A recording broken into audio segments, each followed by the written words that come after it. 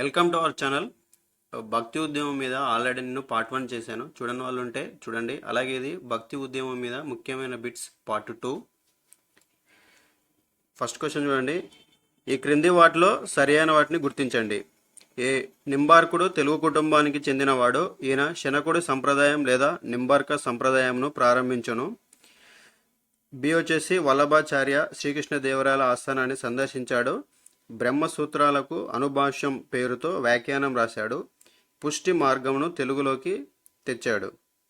C వచ్చేసి రామానంద ఉత్తర భారత్లో మొదటిసారిగా హిందీ భాషలో ప్రచారం చేసిన భక్తి ఉద్యమకారుడు. ఈయన శిష్యులను అవధూతలని అంటారు. ప్రధాన అవధూత కబీర్.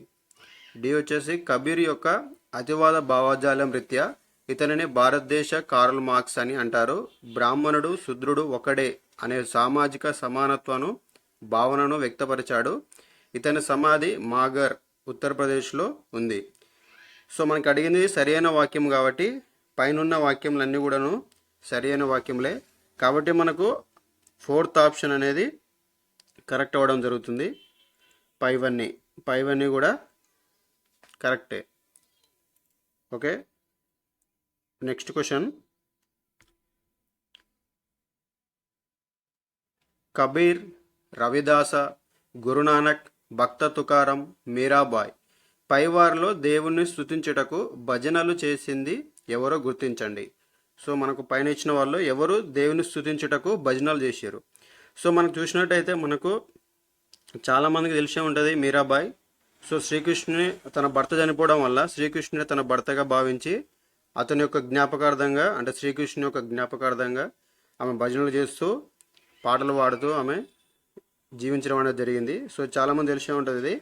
సో మనకు మీరాబాయ్ అని తెలుసు కాబట్టి నెక్స్ట్ మనం ఆప్షన్ ఎలిమినేషన్ మెథడ్లో చూస్తే ఈ అనేది మనకు 3 ఆప్షన్స్లో ఉంది కాబట్టి మనం నెక్స్ట్ ఇంకా తెలవాల్సిందే. సో మనకు చూస్తే మనకు సెకండ్ వన్ వచ్చేసి మనకు గురునానక్ తెలిసి ఉంటే మీకు కూడా గురునానక్ కూడా మనకు అతను కూడా భజనల ద్వారా దేవుని స్తుతించడం జరిగింది. సో అలా చూస్తే మనకు నెక్స్ట్ వచ్చేసి సిఈ ఉన్న ఆప్షన్స్ ఎన్ని ఒకసారి చూడండి. సిఈ ఉన్న ఆప్షన్స్ ఓన్లీ ఒకటి మాత్రమే ఉంది, ఫస్ట్ వన్. సో మన ఆప్షన్ వచ్చేసి ఫస్ట్ వన్. సో ఇంకా థర్డ్ పర్సన్ ఎవరు? కబీర్.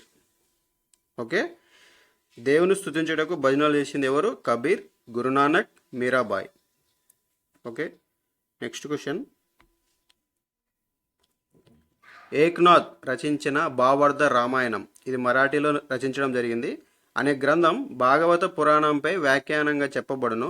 దీనిని అక్బర్ కాలంలో పర్షియన్ భాషలోకి తర్జుమా చేసింది ఎవరు? ఓకే, అక్బర్ కాలంలో ఈ బుక్ను అనేది మనం పర్షియన్ భాషలోకి తర్జుమా చేసింది ఎవరు అని చెప్పి అడగడం జరిగింది. సో మన ఆప్షన్లు చూసినట్టయితే ఏ అబుల్ ఫజిల్, 2 వచ్చేసి అమీర్ ఖుస్రు, 3 వచ్చేసి అల్బెరూని, 4th వన్ వచ్చేసి తోడర్మల్. ఓకే, ఈ క్వశ్చన్కి ఆన్సర్ వచ్చేసి మనకు తోడర్మల్. ఈ తోడర్మల్ అనే వ్యక్తి అక్బర్ కాలంలో ఈ యొక్క బుక్ని పర్షియన్ భాషలోకి తర్జుమా చేయడం జరిగింది. నెక్స్ట్ క్వశ్చన్ చూడండి. ఏ సమర్థ రామ్దాస్ శివాజీ యొక్క మత గురువు. ఇతను దాసబోధ మరియు ఆనంద వనభువనం అనే గ్రంథాలను రచించాడు. దాద్ దయాల్ నిపక ఉద్యమమును ప్రారంభించను. ఈయన బోధనల ద్వారా ఆగ్రా, మధుర ప్రాంతంలో సత్నామీ తెగ ఏర్పడింది. ఈ సత్నామీ తెగను బిర్జారన్ జగ్ జీవన్ దాస్ ప్రారంభించాను. వీరిని అంటరాని కులముకు చెందిన వ్యవసాయదారులుగా ఆనాడు భావించేవారు. సో మనకు ఆప్షన్ చూసినట్టయితే ఏ మాత్రమే సరి అయినది, బి మాత్రమే సరి అయినది, సి మాత్రమే సరి అయినది, పైవన్నీ కూడా సరి అయినవి. సో మనకు పైన చెప్పబడిన అన్ని విషయాలు కూడా సరి అయినవి కాబట్టి మన యొక్క ఆప్షన్ వచ్చేసి పైవన్నీ కూడా సరి అయినవి. ఓకే, పైవన్నీ కూడా సరి అయినవి. నెక్స్ట్ క్వశ్చన్ చూడండి. భక్తి గురువులు వాళ్ళు ప్రవచించినవి అంటే వాళ్ళు చేసిన రచనలు. సో మనకు ఈ క్వశ్చన్ చూడగానే ఫస్ట్ చాలామందికి అంటే ఐడెంటిఫై చేసేది ఫస్ట్ మనకు అన్నమయ్య మనకు తెలుగు రాష్ట్రాల్లో చాలా ఫేమస్ కదా. సో మనకి ఇక్కడ అన్నమయ్యను చూసినట్టయితే మనకు అతను చూడంగానే మనకు గుర్తొచ్చేది ఏంటిది? కీర్తనలు. సో అన్నమయ్య చేసింది ఏంటిది? కీర్తనలే కదా. కాబట్టి మనకి ఇది తక్కువ అని చెప్పి వచ్చేస్తుంది. సో ఇక్కడ అన్నమయ్య అనేది కీర్తనలు అంటే ఏంటి? అతను కొన్ని పాటల్ని పాడడం ఆ దేవుని స్తుతిస్తూ కొన్ని పాటలనే వాడతాడు. సో ఆ పాటలను మనం ఏమంటాం, కీర్తనలు అని చెప్పి పిలవడం జరుగుతుంది. సో అట్లనే ఇక్కడ ఎవరైతే పేర్లు ఇచ్చారో వాళ్ళందరూ కూడా అలాగే సేమ్ దేవుని స్తుతించేటకు కొన్ని పనులు చేసారు. ఆయనకు కొన్ని పేర్లు పెట్టారు అనమాట. అంటే ఇప్పుడు అన్నమయ్య పాటలు పాడితే కీర్తనలు అయితే ఎట్లా అన్నారో, సో మిగతా వాళ్ళు కూడా వాళ్ళ యొక్క చేసిన ఆ వర్క్స్ని వాళ్ళకి పేర్లు పెట్టుకున్నారు. సో వాటికి మనం ఇక్కడ జతపరచమని చెప్పి ఈ క్వశ్చన్ అనేది ఇవ్వడం జరిగింది. సో నెక్స్ట్ చూడండి, ఇప్పుడు మనకు C5 ఉంది కాబట్టి ఆప్షన్స్లో మనకి ఎలిమినేషన్ మెథడ్లా ఏమైనా దొరుకుతుందో చూద్దాం. సి అనేది 5 అనేది ఒకటే ఒక ఆప్షన్ ఉంది కాబట్టి ఈజీగా మనకు ఇది మనం చెప్పొచ్చు ఏమని, 4th option is the right answer అని. ఎందుకంటే మనకు అన్నమయ్య అనేది కీర్తనలో 5 ఉంది కాబట్టి డైరెక్ట్గా చెప్పేయచ్చు. సో మీకు ఎక్స్ప్లెయిన్ చేస్తుంది చూడండి ఇక. సో మనకు కబీర్ వచ్చేసి మనకు కబీర్ ఏం చేసిందంటే, ఇతను చేసింది దోహాలు అని చెప్పి, దోహాలు ఇతని యొక్క ఏదైతే ఉన్నాయో వాటిని దోహాలు అనే పేరుతో ఇతను చేయడం జరిగింది. హిందీలో చేశాడు ఇది. నెక్స్ట్ బసవ వచ్చేసి వచనాలు. సో మనకి ఈ బసవ తెలుసు కదా, శైవ మతానికి ఆద్యుడు ఇతను వచనాలు లేదా రగడాలు అని చెప్పి పిలవడం జరుగుతుంది. సో నెక్స్ట్ వచ్చేసి మనకు అన్నమయ్య ఆల్రెడీ తెలుసు, అన్నమయ్య కీర్తనలు. నెక్స్ట్ క్షేత్రయ్య వచ్చేసి పదం, ఇది కూచిపూడి మీద రాయడం జరిగింది. నెక్స్ట్ వచ్చేసి దాద్ దయాల్, మనకు దాద్ దయాల్ వచ్చేసి బాణీలు. నెక్స్ట్ ఏకనాథ్, నామదేవ్, తుకారం, వీళ్ళు ముగ్గురు కూడా అభంగాలు అనే పేరుతోటి వీళ్ళు చేయడం జరిగింది. ఓకే, నెక్స్ట్ క్వశ్చన్ చూడండి. ఇక్కడ సరైన వాటిని గుర్తించండి. గురు రామ్దాస్ అక్బర్కు సమకాలికుడు. స్వర్ణ దేవాలయం నిర్మాణ స్థలమును ఈయనకు అక్బర్ బహుకరించను. రామ్దాస్పూర్ను నిర్మించను. గురు అర్జున్ దేవ్ హర్ మందిర్ సాహిబ్, ఈ హర్ మందిర్ సాహిబ్ అంటే దీన్నే గోల్డెన్ టెంపుల్ అని చెప్పి అంటారు, నిర్మాణం పూర్తిగా గావించను. మొదటగా పంజాబీ భాషలో మరియు గురుముఖి లిపిలో ఆది గ్రంథుని రచించను. తర్వాత దీనిని గురు గ్రంథ్ సాహిబ్గా విస్తరించిండు. గురు అర్జున్ దేవ్ మతపరమైన పన్నును తీతేను వసూలు చేయుటకు మసంద్ అనే వ్యవస్థను ఏర్పాటు చేశాడు. ఇతన్ని జహంగీరు ఉరిదీయించిండు. డి వచ్చేసి మనకు గురు తేజ్ బహదూర్ ఢిల్లీలోని చాందిని చౌక్లో 1675లో ఔరంగజేబ్ చేత ఉరితీయించబడెను. ఆ ప్రాంతంలో సిస్గంజ్ సాహిబ్ గురుద్వారాను నిర్మించాను. సో మనకి ఇందులో సరి అయిన వాక్యం కావాలి. సో మనకు పైన చూసినట్టయితే ఇవన్నీ కూడా సరి అయిన వాక్యములే. సో ఇవన్నీ కూడా కరెక్టే కాబట్టి మనకు 4th ఆప్షన్ అనేది పైవన్నీ అనేది కరెక్ట్ ఆన్సర్ అవ్వడం జరుగుతుంది. సో మీకు నేను మ్యాక్సిమం చాలా క్వశ్చన్స్ అన్నీ సరి అయిన వాక్యంలో ఎందుకు ఇస్తున్నానంటే అవి ఇంపార్టెంట్ పాయింట్స్ కాబట్టి నేను చాలా క్వశ్చన్స్ చేసి మీకు చాలా లెంతీగా వీడియో చేయడం వల్ల ఉపయోగం ఏమి ఉండదు కాబట్టి తక్కువ టైంలో మీకు ఇంపార్టెంట్ పాయింట్స్ అనేది అన్ని కవర్ కావాలనే ఉద్దేశంతో నేను చాలా వరకు అన్నీ నేను సరి అయిన వాక్యములు అని చెప్పి ఇవ్వడం జరుగుతుంది. సో మీకు కాబట్టి మీరు అది గమనించాలి. నెక్స్ట్ మనకు వచ్చేసి గురు గోవింద్ సింగ్ ఔరంగజేబ్తో వైరమును కొనసాగించను. గురు గోవింద్ సింగ్కు ఔరంగజేబ్కు మధ్య జరిగిన ఉత్తర ప్రత్యుత్తరాలను గురించి ఏ గ్రంథం తెలియజేస్తుంది? ఫస్ట్ వన్ వచ్చేసి కితాబ్ హుల్ లుబూబ్, సెకండ్ వన్ వచ్చేసి వాకే హైదరాబాద్, థర్డ్ వన్ వచ్చేసి అలంగీర్ నామా, ఫోర్త్ వన్ వచ్చేసి జాఫర్ నామా. సో మనకు ఈ గురు గోవింద్ సింగ్కి ఔరంగజేబ్ మధ్య మనకు కొన్ని ఉత్తరాలను రాసుకోవడం జరిగింది. వాటి గురించి వివరిస్తూ మనకు ఈ జాఫర్ నామా అనే బుక్లో వివరించడం జరిగింది దాని గురించి. ఓకే, జాఫర్ నామా.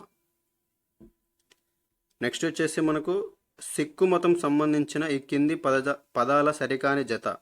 సో ఇక్కడ మనకు ఈ ఎప్పుడైతే ఆ సిక్కు మతం ఎవరైతే గురునానక్ ఉన్నారో సిక్కు మతాన్ని స్థాపించి అతను ఎట్లయితే వాళ్ళకి వ్యవస్థని ఏర్పాటు చేసినప్పుడు వాళ్ళు కొన్ని వర్డ్స్ అనేది క్రియేట్ చేసారు. అంటే ఆ టైంలో వాళ్ళు యూజ్ చేసే వర్డ్స్ కొన్నిటికి మీనింగ్స్ ఇక్కడ ఇవ్వడం జరిగింది. అందులో సరికాని జతను మనం గుర్తించాలి. ఫస్ట్ వన్ వచ్చేసి మనకు అకల్ తఖ్తా, ఇక్కడ కా కింద తావొత్తుండాలి. ఓకే, అకల్ తఖ్తా అంటే సిక్కుల న్యాయస్థానం. దీన్ని ఎవరు తీసుకొచ్చారంటే హర్గోవింద్ సింగ్ అతను దీన్ని తీసుకురావడం జరిగింది. అకల్ తఖ్తా అంటే సిక్కుల న్యాయస్థానం. నెక్స్ట్ వచ్చేసి పంజ్ ప్యారే, 5 మంది స్వచ్ఛంద సేవకులు. సో మనకి ఇది గురు గోవింద్ సింగ్ అలంపూర్లో ఉన్నప్పుడు వైశాఖి కోసం ఈ యొక్క 5 మంది స్వచ్ఛంద సేవకుల్ని పంజ్ ప్యారే అనే పేరుతోటి వీళ్ళు తీసుకోవడం జరిగింది. నెక్స్ట్ వచ్చేసి కల్సా. ఓకే, కల్సా అంటే సిక్కుల సైన్యం, గురు గోవింద్ సింగ్ ప్రారంభించను 1699లో. నెక్స్ట్ వచ్చేసి గర్ హిత్ అంటే ముస్లిం స్త్రీతో భౌతిక సంబంధం పెట్టుకోకపోవడం. సో మనకి ఈ క్వశ్చన్ చూడంగా చాలామందికి ఏం గుర్తొస్తాయి, ఏమనుకుంటారంటే ఈ కల్సా ఉంది కదా, ఈ కల్సా అనేది మనకు చాలా దగ్గర వినపడి ఉంటుంది. సో మనకు తెలంగాణ హిస్టరీలో చూసుకున్నా కానీ మనకి కల్సా గురించి చాలాసార్లు వినే ఉంటారు. సో అందరు ఏమనుకుంటారంటే ఇది రాంగ్ అయ్యే ఛాన్స్ ఉందని అనుకుంటారు, కానీ కాదు, ఇది రైటే. కల్సా అంటే సిక్కుల సైన్యం అని చెప్పి గురు గోవింద్ సింగ్ ఇతను ఈ దాన్ని ప్రారంభించడం జరిగింది 1699లో. ఇది కరెక్టే, సి కరెక్టే. నెక్స్ట్ గర్హిత్ అంటే ముస్లిం స్త్రీతో భౌతిక సంబంధం పెట్టుకోకపోవడం, ఇది కూడా కరెక్టే.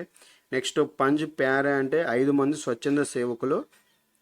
దీనికి మనకు గురు గోవింద్ సింగ్ అలంపూర్లో వైశాఖి కోసం ఈ యొక్క వ్యవస్థను తీసుకురావడం జరిగింది, ఇది కూడా కరెక్టే. మనకు అకల్ తఖ్తా అంటే సిక్కుల న్యాయస్థానం, దీన్ని హరగోవింద్ సింగ్ ప్రారంభించడం జరిగింది, ఇది కూడా కరెక్టే. సో అన్నీ కూడా కరెక్టే ఉన్నాయి. సో మనకు ఆన్సర్ ఏమై ఉండాలి, అన్నీ కరెక్టే ఉన్నాయి కాబట్టి ఏది కాదనేది మన యొక్క ఆప్షన్ అవుతుంది. ఓకే, ఇది కరెక్ట్. నెక్స్ట్ క్వశ్చన్ చూడండి. సో మనకి చాలా ఎగ్జామ్స్లలో వచ్చినాయి, మ్యాక్సిమం అన్ని క్వశ్చన్స్ చాలా ఎగ్జామ్స్లో వచ్చినాయి, కావాలంటే మీరు ఒకసారి వెరిఫై చేసుకోవచ్చు. ఇది మనకు రీసెంట్గా మనకు తెలంగాణలో గ్రూప్ 2లో కూడా రావడం జరిగింది, లాస్ట్ అప్పుడు 2016లో.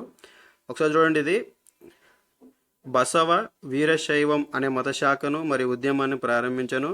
ప్రస్తుత కర్ణాటకలోని లింగాయత్ సముదాయం బసవన్న యొక్క వీరశైవం ఉద్యమానికి అధికంగా ప్రభావితమై ఎల్లప్పుడూ లింగధారణ చేసే సంస్కృతి నెలకొన్నది.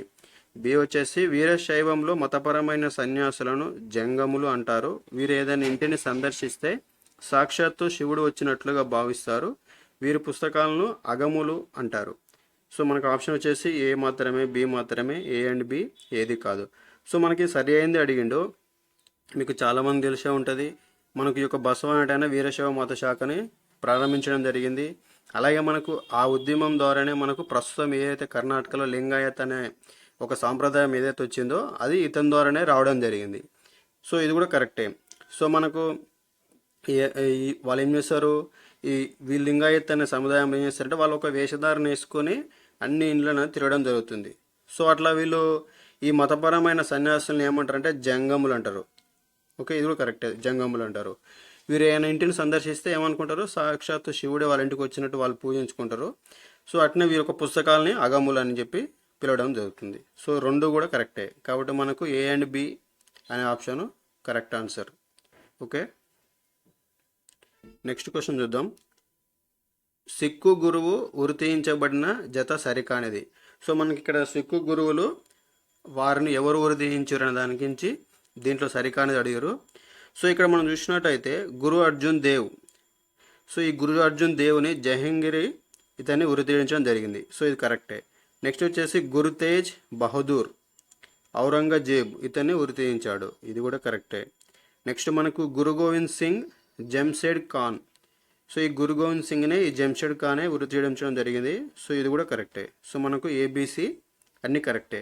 మనకు అడిగింది ఏంటిది, సరికాని జత అన్నాడు కాబట్టి ఆన్సర్ అప్పుడు ఏమవుతుంది, ఏది కాదా అనేది ఆప్షన్ అనేది అవ్వడం జరుగుతుంది. ఓకే, సో మీరు ఒకసారి ఈ 2 వీడియోస్ చూసిన తర్వాత మీరు ఒకసారి మీరు ఏదైతే హిస్టరీ బుక్ చదువుతున్నారో ఆ హిస్టరీ బుక్లో భారతదేశ చరిత్రలో భక్తి ఉద్యమం తీసి నేను ఏదైతే మీకు పాయింట్స్ కవర్ చేస్తూ క్వశ్చన్స్ తయారు చేశానో అందులో ఇచ్చిన ఇంపార్టెంట్ బిట్సే మీరు అక్కడ మార్క్ చేసి ఉంటారు. కావాలంటే ఒకసారి మీరు వెరిఫై చేసుకోండి. నేను చెప్పిన ఓన్లీ ఈ బిట్స్ మాత్రమే మీకు ఇంపార్టెంట్ అనిపిస్తుంది. కాబట్టి నేను మొత్తం సిలబస్ని కవర్ చేసే విధంగా అన్ని ఇంపార్టెంట్ పాయింట్స్, మనకి ఎగ్జామ్లో ఏ బిట్ కరెక్ట్గా వస్తుందని ఎవరు కూడా ఏం చెప్పలేరు. కాబట్టి మనకు ఏదైతే ఇంపార్టెంట్ పాయింట్స్ అన్ని గుర్తుపెట్టుకోవడం అనేది మనకు చాలా ఇంపార్టెంట్. కాబట్టి నేను అన్ని ఇంపార్టెంట్ పాయింట్స్ని కవర్ చేస్తూ బిట్స్ అయినా చేశాను. ఇంకా మీకు ఏమన్నా నేను కవర్ చేయలేదు అనుకుంటే మీరు కామెంట్ సెక్షన్లో తెలియజేయండి, నేను వాటిని కూడా కవర్ చేస్తాను. నేను మ్యాక్సిమం అయితే అన్ని కవర్ చేశాను. సో వీడియో మీకు నచ్చినట్టయితే తప్పకుండా లైక్ చేయండి, అలాగే మన ఛానల్ సబ్స్క్రైబ్ చేసుకోండి. ఎవరైనా మీ ఫ్రెండ్స్ కాంపిటేటివ్ ఎగ్జామ్ ప్రిపేర్ అవుతుంటే వాళ్ళకి యూజ్ఫుల్ అవుతుంది అనుకుంటే తప్పకుండా ఈ వీడియోని షేర్ చేయండి.